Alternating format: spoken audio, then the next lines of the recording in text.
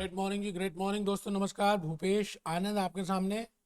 And today we are going to start with a very beautiful new chapter, that is chapter number 9 in F9।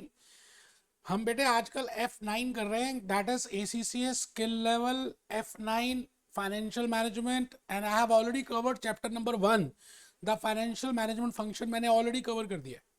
और फिर मैंने jump किया chapter number 7 में, that is working capital management. Then chapter number 8 I discuss about working capital management and inventory control, and today I am delivering with chapter number 9. मैं आज के इस lecture में chapter 9 very very very very important chapter for ACCA skill level examination।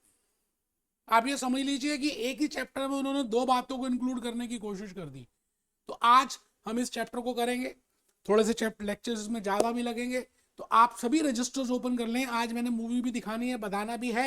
आप सभी अपना register open करें, कमर सीधी करें, बिल्कुल झुक के नहीं बैठना बेटे। और लेट के पढ़ना तो पाप है, सच बता रहा हूं आपको। आप हेडिंग लिखिए ग्रेट मॉर्निंग, देखिए मैंने रंग बिरंगी ग्रेट मॉर्निंग लिखी है आज आपके लिए। Great morning F9 financial management ACCA skill level. बेटे दो मटके भी बनाए हैं, आज हम बड़े प्यारी प्यारी बातें करने वाले हैं दो मटकों के साथ। Great morning, great morning. F9 financial management ACCA skill level, and today is the intro lecture of chapter number 9। Because ये चैप्टर में दो बातें इंक्लूड कर दी उन्होंने। बट इसका नाम है वर्किंग कैपिटल मैनेजमेंट, और फिर नीचे लिख दिया अकाउंट रिसीवेबल्स एंड पेबल्स। अब एक्चुअली में अकाउंट रिसीवेबल एक सेपरेट चैप्टर है, अकाउंट्स पेबल एक सेपरेट चैप्टर है, जिसको आप डेटर्स और क्रेडिटर्स बोलते थे। बेटे एक करंट एसेट है और एक करंट लायबिलिटी है। एज अ फाइनेंस मैनेजर आपको दोनों में अलग अलग सोचना है, बिकॉज एक जगह आपको पेमेंट करनी है और एक जगह आपको पेमेंट रिसीव करनी है। So to my mind it should be two separate chapters, but no doubt they have included in this only. तो मैं क्या करूंगा, पहले आपको अकाउंट रिसीवेबल्स बताऊंगा और फिर अकाउंट्स पेबल बताना स्टार्ट करूंगा। ठीक है जी। आप रजिस्टर ओपन कर चुके हैं, कमर सीधी कर चुके हैं, स्पाइनल कॉर्ड सीधी है, चैप्टर 9 लिखिए। Working capital management, account receivables and accounts payable, account receivables and accounts payable. दो तीन बातें छोटी छोटी कहनी है जो आपको इस चैप्टर में ध्यान रखनी है, points to be kept in mind. कुछ बातों को 250 ग्राम में दिमाग में रखना है। बेटा ये जो चैप्टर मैं ले रहा हूं ना अकाउंट रिसीवेबल्स का, ये बाकी सभी ग्लोबल फाइनेंस कोर्सेज में भी है, CMA USA में भी है, CFA USA में भी है, CPA USA में भी है। इट मीन्स बड़े सारे different different American European courses हैं जहां पर लॉजिक्स कंसेप्ट सेम है। And because I am Bhupesh Anand, I am a CA, I am CS, I am this, I am America, I am London, तो मैंने क्या किया, बड़े सारे लेक्चर्स सभी जगह डिलीवर किए और 30 कंट्रीज में हम सेल कर रहे हैं।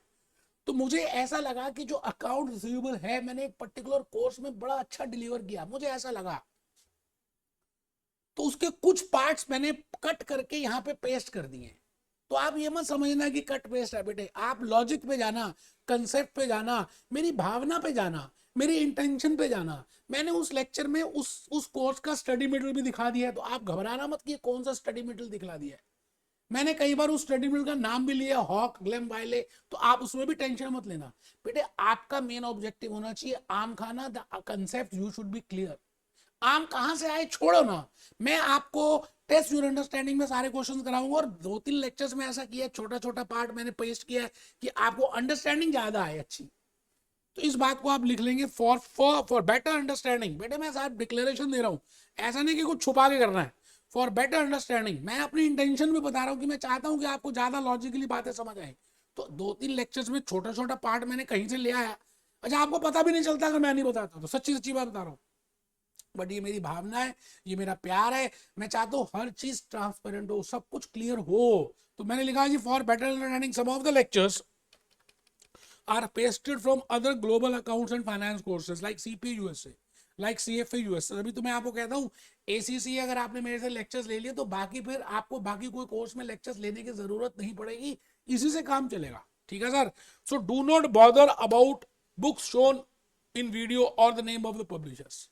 टेंशन नहीं करने का कि ये कौन सी बुक है, हम ACCA कर रहे हैं, क्या है, कुछ नहीं यार। आप लॉजिकली कंसेप्ट्स पे ध्यान देना, आम खाने में मतलब रखना। आम कहां से आए, आम की गुठली में मतलब मत रखना बेटे, सीधी सी बात ये बतानी है। Point number 2, as a student of F9, आप F9 के स्टूडेंट हैं, तो मैंने लिखा only focus on the concept, I try to explain along with real life examples. But ये कैसे प्यारे प्यारे मैंने चित्र आने वाले, अभी आपको लेक्चर प्लान दिखाऊंगा।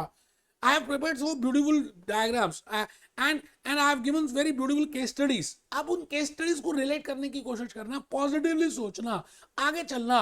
आपको फर्स्ट अटेम्प्ट में सक्सेस क्लियर करनी है। Be sure I will be covering all.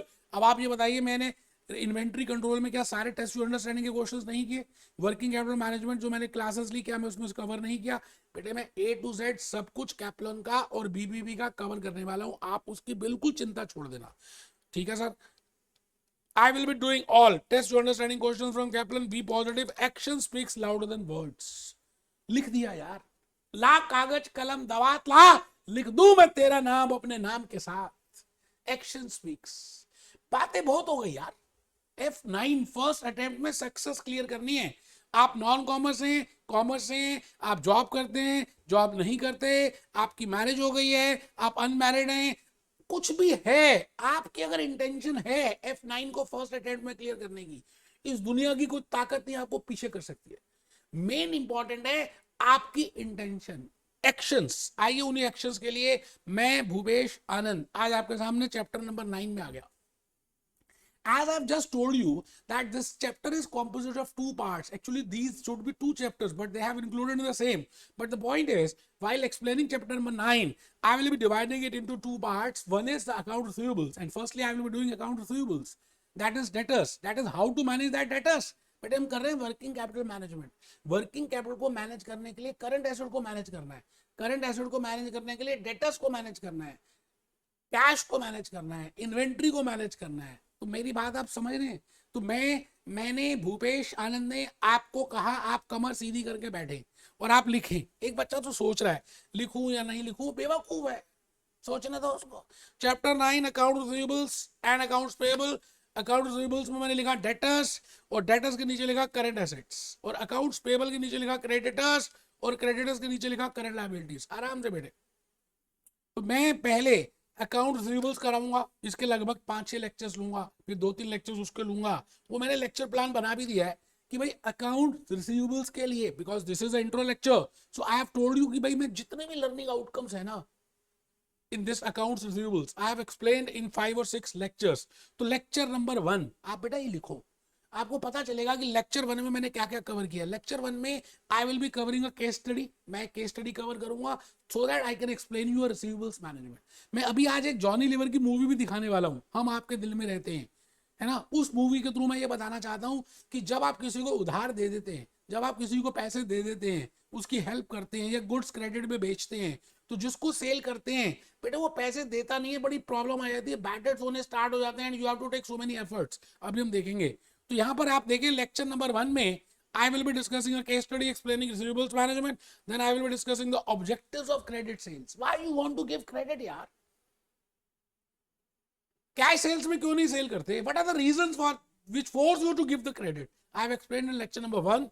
And second part is, which is very important for ACCA.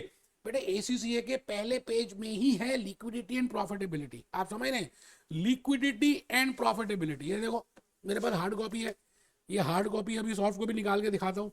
बेटे लिक्विडिटी क्या चीज होती है और प्रॉफिटेबिलिटी क्या होती है? These are the two decision criteria जिसको आपने दोनों को मैक्सिमाइज करना है। Liquidity should be maximize and profitability should be maximize. So we will I have explain with help of a graph, वो मैंने बताया। ठीक है जी। उसके बाद अच्छा लास्ट पॉइंट अगर आप देखें तो मैंने लिखा ग्राफ भी बनाया। ठीक है सर। लेक्चर नंबर 2 में मैंने क्या क्या डिस्कस किया। बेटे एक बात मैं बता दूं, आपके ACCA के कैप्लन में और BBB में उन्होंने प्रॉफिटेबिलिटी स्टेटमेंट नहीं बताई, बट अगर आप लास्ट एग्जामिनेशंस देखें, किट देखें, examination kit, so they have given the questions which are based on profitability statement.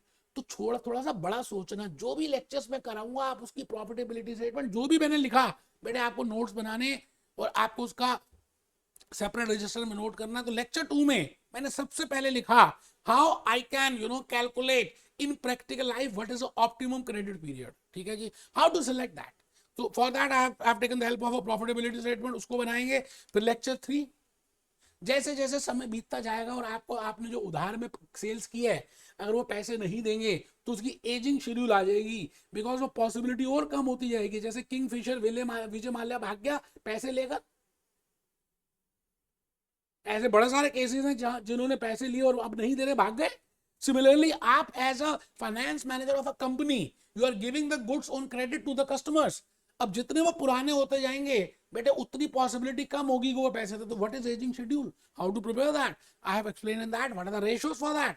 Account receivables को लेकर we will be having account receivable turning turnover ratio और account receivables holding period. तो उस ratios की help की है, ठीक है जी। स्टैटिस्टिकल इन्फॉर्मेशन की हेल्प मिली लेक्चर नंबर 4 में, लेक्चर नंबर 3 में, सॉरी लेक्चर नंबर 4 में मैंने एक बात बड़ी प्यारी से बताई कि अगर मुझे किसी की क्रेडिट वर्दिनेस, क्रिसिल का रेट निकालना हो, उसकी क्रेडिबिलिटी निकालनी हो, तो आईटीआर की हेल्प लूंगा। मैं कैसे चेक करूंगा कि उस वो क्रेडिबल है या नहीं, आई will be discussing lecture number 4। Lecture number 5 में अगर ओवरड्यू डेट्स हो गए तो उनको कैसे कलेक्ट करें। एंड अर्ली डिस्काउंट, कई बार हम क्या करेंगे अपने कस्टमर्स को ये बोलेंगे that if you give us in time or before time we will give you a discount, that is named as early discount. Then we have to find out as a finance manager that how much is the cost to us, वो देखेंगे। और लास्ट में lecture number 6 very very important for examination. मैं तो ये कहूंगा कि इसमें जितने भी स्टार्स लगा दे मेरे बेटे, फैक्टरिंग में उतना ही कम है, पूरा खाना भर जाए, मैं स्टार्स लगाना छोड़ूंगा नहीं, इतना इंपॉर्टेंट है आज की डेट में, specifically post covid scenario. Factoring, what are the factoring services, what I mean by factor, what are the agreements in that, how many types of factoring are there, what is recourse factoring, what is non course factoring. और लास्ट में lecture 7 में बेटे मैं Kaplan के accounts receivables के questions करूंगा। उसके बाद फिर मैं लेक्चर नंबर 8 से अकाउंट्स पेबल स्टार्ट करूंगा, क्योंकि अकाउंट्स पेबल करंट लायबिलिटीज है। आपको दूसरे पॉइंट से थॉट लेना है, account receivables is the current asset, आपको पैसे रिसीव करने हैं तो आपकी थॉट्स कुछ अलग होंगी, तो दोनों को मिक्स नहीं करने वाला। आई थिंक आप मेरी बात को ध्यान से समझ चुके हैं। मैं भूपेश आनंद आपके सामने इस समय वीडियो एक ऐसा लेकर आ रहा हूं जिसको देखकर आपको बहुत अच्छा लगेगा। इसके पीछे मैं थोड़ी भूमिका बना दूं। जॉनी लीवर है, इसने पैसे लिए होते हैं, है ना, सतीश कौशिक से, और ये पैसे वापस नहीं देता। बेटे पैसे वापस करने का किसी का मन ही नहीं करता।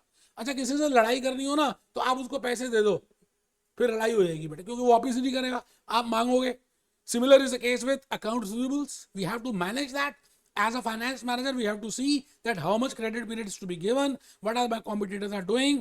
आइए एक बार देखें उसको और फिर हम लेक्चर नंबर 1 में चलेंगे। हेलो, सनी गोयल महाराज हैं क्या? अब सतीश कौशिक ने सनी देओल को पैसे दिए होते हैं, और ये पीए है जॉनी लीवर सनी देओल का, और सतीश कौशिक फोन कर रहा है कि भैया मेरे को पैसे चाहिए। ऐसी की तैसी।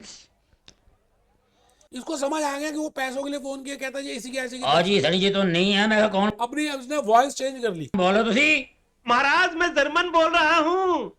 कोई ना हो गया, वो तो जर्मन बोल रहे हैं, मैं जापान बोल रहे हैं। महाराज जापान जी सनी जी किधर गए हैं? वो यार और किधर जाएगा, शूटिंग तो कह रहा है फोन। आप समझ गए?